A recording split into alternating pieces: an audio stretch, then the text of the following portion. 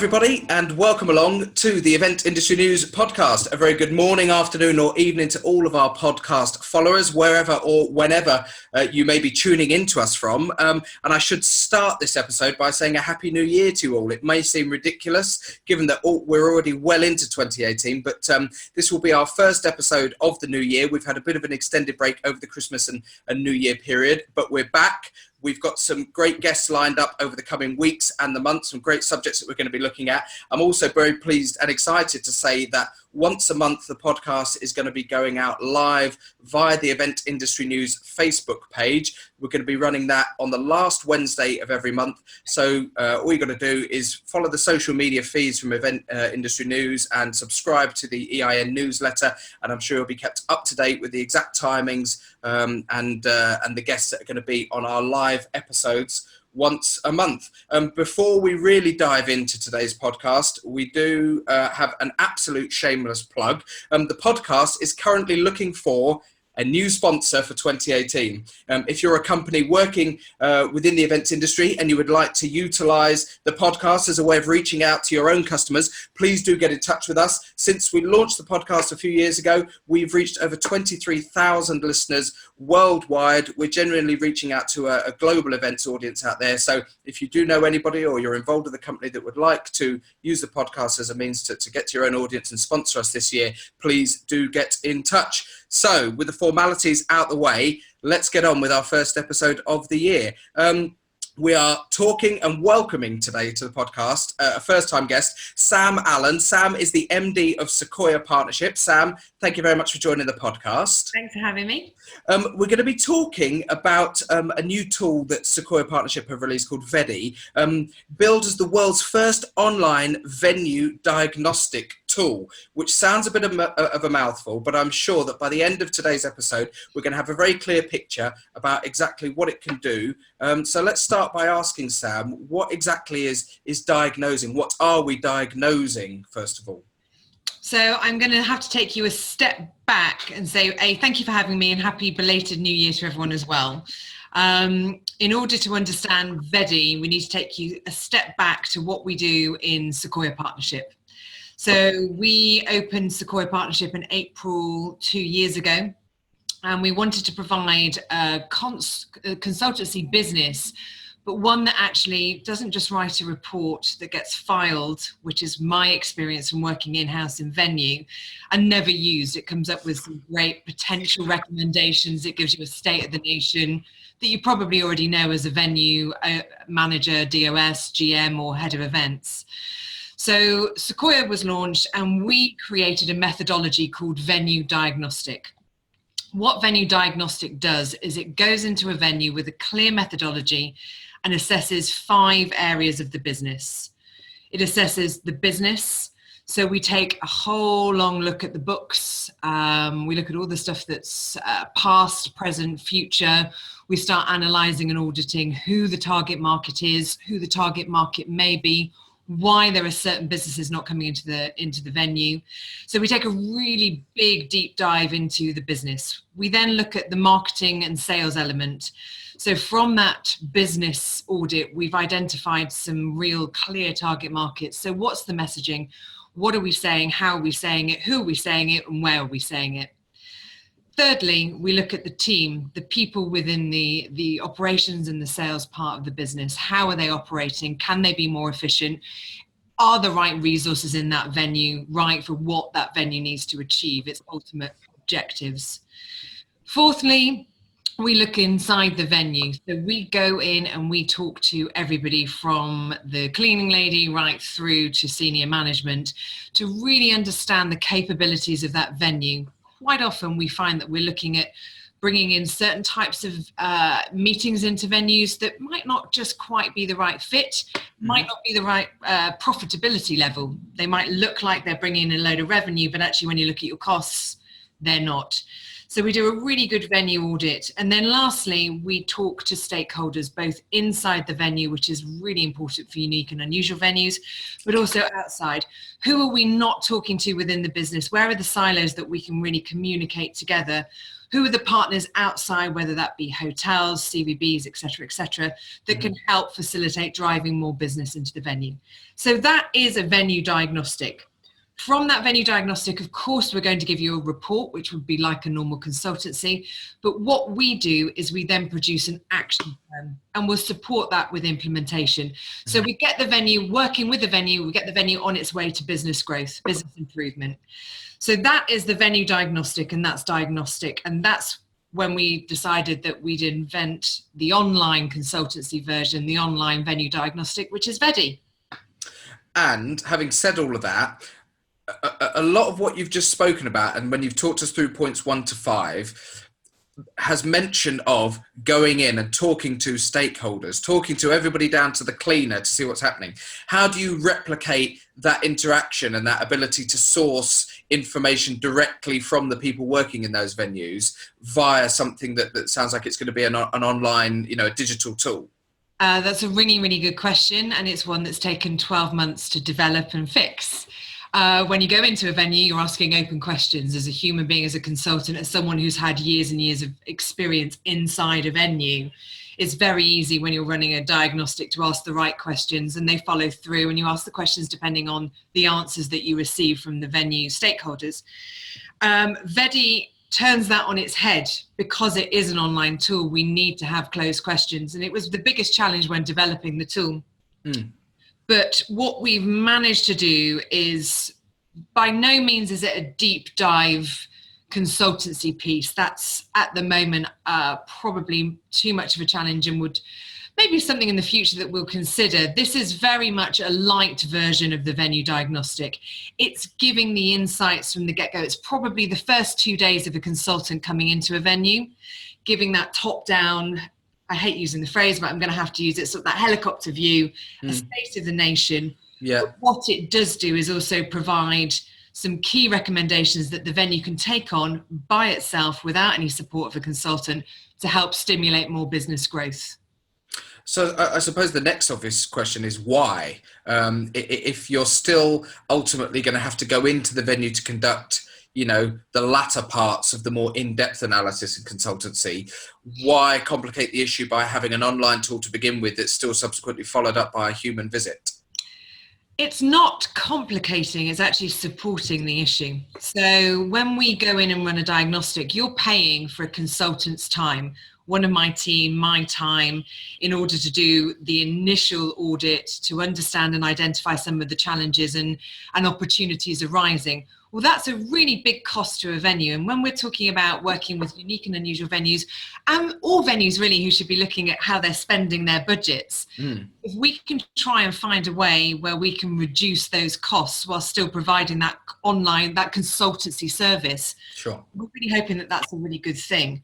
For us, in terms of some of the clients that we've worked with pre-VeDi, certainly from a logistics point of view, our international clients, if we'd had VeDi for us to use with our own clients, we could have identified some of the challenges that would have meant less time on site in venue, which then turns into less costs for the client. So actually it's an additional and a support. So I suppose key stage one, if a venue just wants to understand where it is, it wants to get some understanding of things that it can do to change, but wants to see whether they've got a budget to create that change and what that might look like, VeDi is the first step. The second step would be then implementing those changes either with a consultant or with some of our partners that we work with in terms of training, venue development, software, digital. So once that analysis is done, and you've mentioned that you can develop action plans, I suppose what would be good to look at and identify is specifically what information is subsequently generated by the system. So how, when you then, I suppose I'm likening it in the first instance, and rightly or wrongly, to like event pre-production.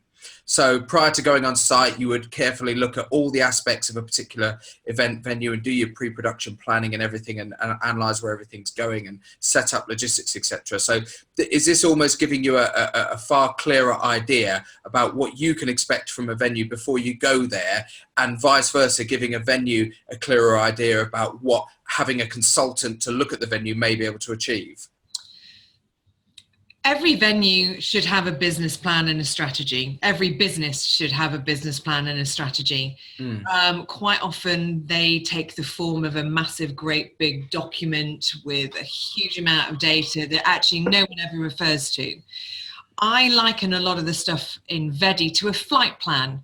Right. The pilot writes a flight plan, and it writes a flight plan every time the pilot goes and changes course or takes another journey in that aircraft. It's something that's a constant reference point during that journey. And what we're trying to produce for the venue is a really simple plan that starts them building that strategy where they haven't got one. There are a lot of venues that Sequoia have been supporting that haven't had the strategy or haven't had a clear strategy or a plan that they're actually working with. So VeDi gives them that kickstart and that support to produce a plan that is consistent and that they can do year on year. So VeDi will produce a score this year. It will give them recommendations on how to improve and how to grow the business. And then they can actually, through the subscription, do VeDi again next year or when they would like to do it, in order to see and show and demonstrate to management and to their teams improvement in what they've been doing.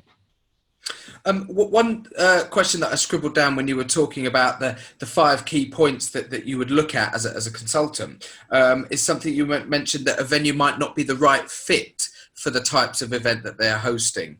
I'm curious to ask, why would a venue not be the right fit? Are we talking about the wrong type of event where they're staging business conferences, but actually they'd be better for corporate dinners? Are we talking about that type of not the right fit? Absolutely. We've got a lot of venues who, the market is full. We've got an industry that's worth 42.6 billion. That's a big market share to bring into our venues. Quite often, because of the nature of not having huge amounts of resource in venue, remember these sales teams, you can look at some of the big stadiums and they've got really, really small sales and operations teams. They do an amazing job, all things considered. So a lot of the time they're firefighting and they're looking at just closing that business down coming from the inquiries. But actually what we support with is actually really getting a bit of a clearer understanding that's going to make life easier and more profitable by getting the right type of business. It's very easy to try and put a square peg in a round hole because you're looking at a final end budget that you need to have. But actually, if you've got a strategy, and I'll keep on saying that, whereby you're delivering operationally, you're more successful, financially, you're more successful, and you're able to message and market that more successfully, then you're on a winner. And is that down to the pressure within venues to literally put bums on seats, for want of a better phrase? They want to see their spaces filled, and in some respects, senior management in venues are not bothered what it's filled with, as long as it's booked out and it's making money of some description. I think that's a very good question that needs to probably be answered politically. I think if I answered it coming from a head of business events point of view, I think you're under pressure to deliver the budget, and the budget increases year on year. I think there's an education that needs to be pushed back to the stakeholders, which is what we do. With the business events or the events teams. We support them in educating the business on how business events run and how they can become more effective. So whilst I would say that, I don't want to say that venues are doing this bums on seat, but I would say there's always the big fiscal pressure on the business events or the events teams in there to get those events. However, we also have a tendency in some elements of venue world that we look at, the big revenue producers that might not necessarily be the most profitable ones. And I think it's just shifting and changing that we actually can look a little bit more strategically at what that is as a fit. And also looking at operationally, what works. Yeah. It's a lot easier to sort of, take away your sales hat and put your operations hat and say, what's actually easy for us to work? How can we dovetail this in with all the other events that are going on? We're actually taking a bit of a planner operational aspect, and that's how VeDi can support. Are you surprised in your experience, both currently and sort of pre-VeDi as a consultant, by how many venues, big, small, prestigious, non-prestigious, don't have a clear plan when it comes to their events. Is it still surprising? And I wonder what the reasons may be for that, if that's the case. Having now spent 2 years running Sequoia Partnership, having been in venues where we've gone out and sought consultancy, it comes down to time and resource. Mm-hmm. At the end of the day, this analysis takes time. I mean, that's why you end up spending the cash when you're doing this with a consultant. It takes a lot of time. And because these teams are quite small, we're really struggling in-house. So I wouldn't say that there's a pattern that no venue has a strategy. A lot of people do have a strategy, but again, it's one of those things that we talk about strategy and we think about it at this time of the year, and certainly, at the end of the financial year, we have those conversations with ourselves, but then we need to keep consistent and follow that plan. As I said to you before, the flight plan from the pilot isn't just put to one side for the rest of that journey. It is constantly referred to, and that's what we're trying to do. We're trying to make life a little bit simpler, because a business plan does not have to be 150 pages. Sure. You ask some of the top entrepreneurs in the world, they will tell you the same thing, that 1 or 2 pages. If you're looking at angel investment, they don't want to see 100 pages. They want to see 2 pages, concise plan of where you're going, how you're going to get there, what does success look like, and how you're measuring that success.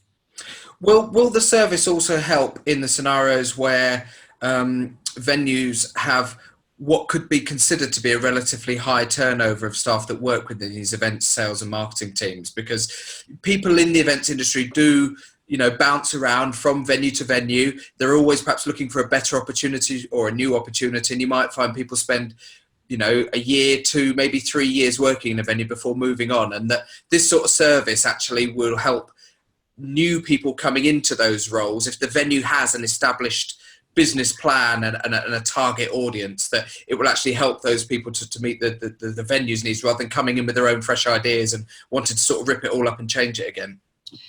I think anybody goes into a new job looking at how they can put their stamp on, how they can use their skills and expertise to develop that business. I don't think that's ever going to go. I think that's just how we all work, and that's how we all should. From the team perspective of VeDi, what we do is we start asking the questions on how a venue is developing and nurturing its talent, and offering suggestions on how they can do it. We've just recently opened a venue academy in Sequoia Partnership to try and start curating some of the best training and development programs for venues in the market.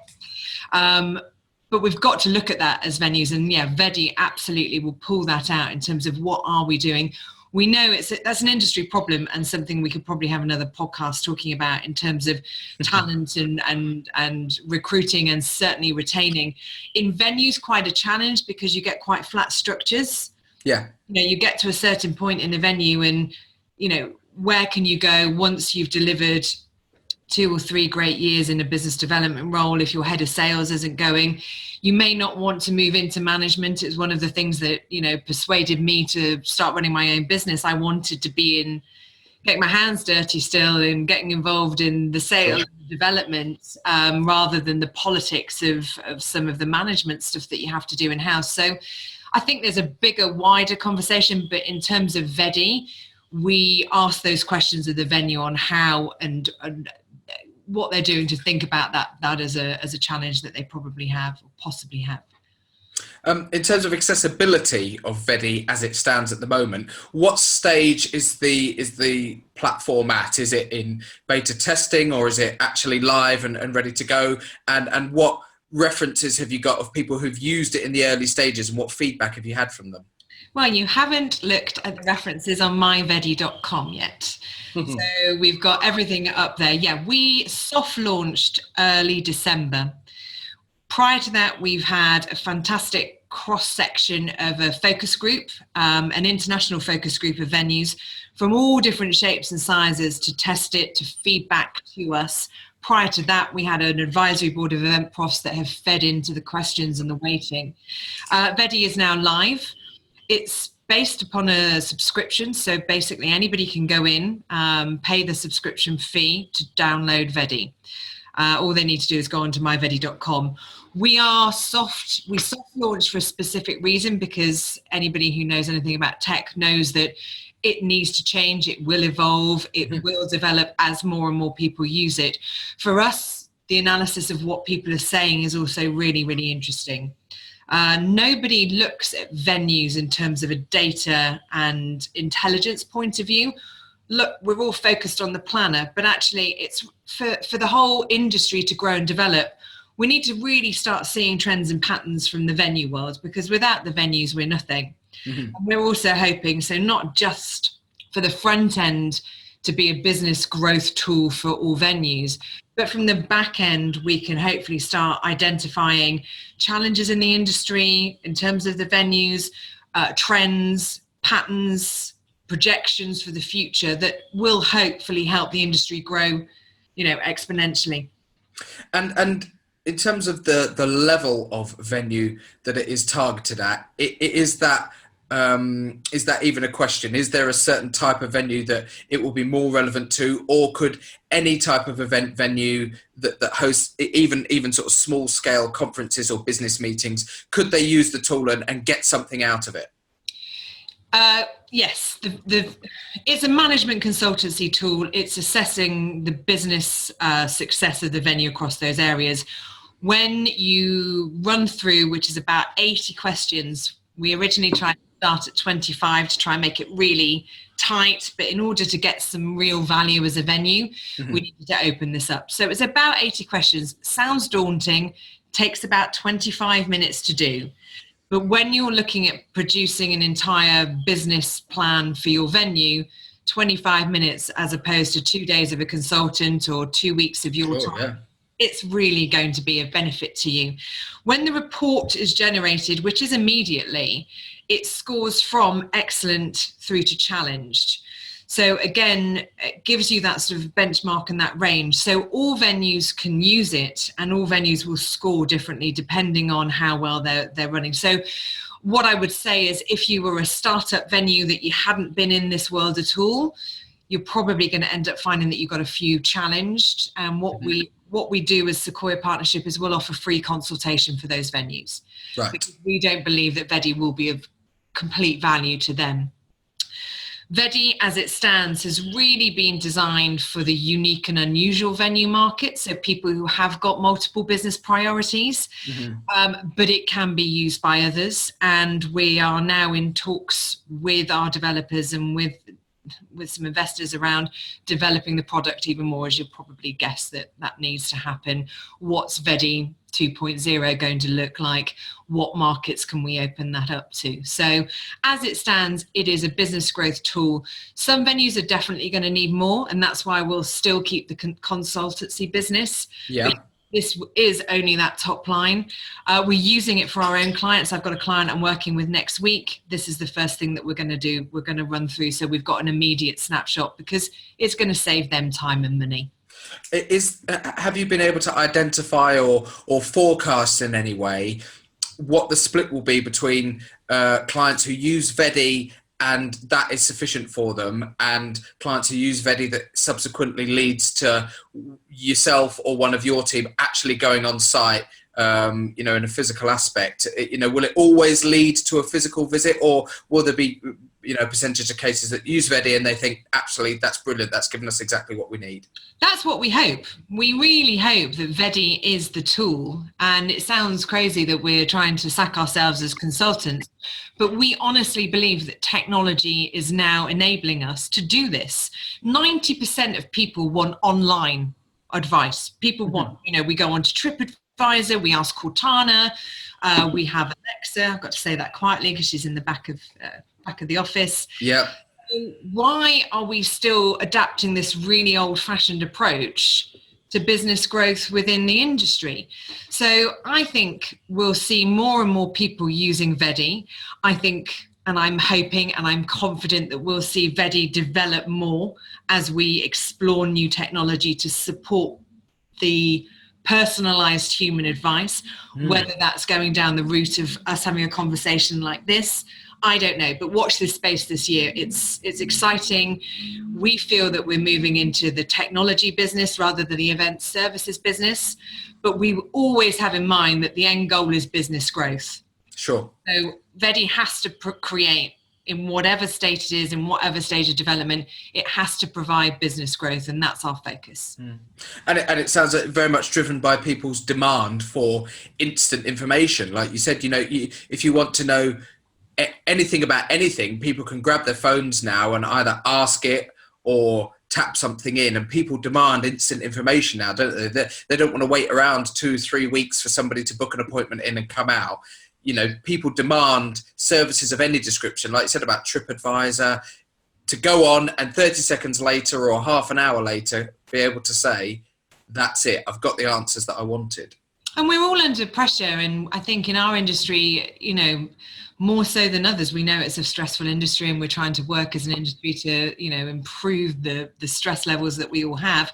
But yeah, we've become as consumers instant.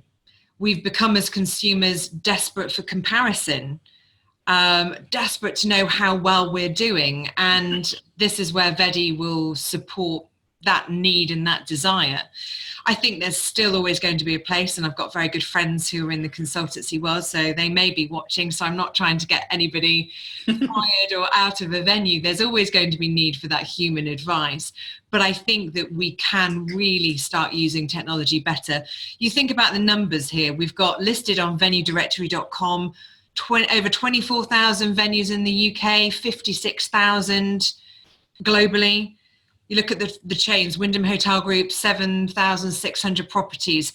There is a huge amount of market share here for both the online business growth tool and for the consultants. So I don't think we need to be too worried about that. I appreciate that there will be an element of discretion involved when you are working with venues, but are you able to tell us or give us an example of any of the venues that you have worked with, either by name or by type, and also be curious to know where geographically where a lot of the venues are that you've worked with or who have been involved in the VeDi consultation process. Have they been global? Have they been European wide? Is it just in the UK? We've focused on Europe because that's been the speed of trying to get VeDi launched. We were very, very keen to develop the tech and launch it within 12 months, so that we can actually get it working and then evolve it, accelerate it, make it better. We have worked, if I give you some names in terms of VeDi, we worked with One Great George Street here in London, in Westminster. We've worked with venues, Amsterdam Arena, home of Ajax Football Club, Royal Amsterdam Zoo. We've got clients that we would have used this, and we're talking to them about it in Poland, and then around the country, around the UK. I've just recently been to the States to a PCMA convention, started having a lot of conversations there, and we're looking at how VeDi could launch there. But again, as you know, with event technology, we can't run before we walk. What we want to do is we want to actually get that market, and we've got to get people believing in the tool and using it and feeling good about it. We want to then see what that data looks like. Do we need to skin some more questions? Do we need to take some more out? As it stands, we've got some great venues. The HOC in the City of London, fabulous venue, did a great test for us, really valued the use of VeDi. We've worked with the Barbican Centre, Arsenal Football Club as a client, although we haven't done VeDi with them, we're still in conversations with them. So a whole cross-section, focused predominantly in the unique and unusual venue, because that's our expertise.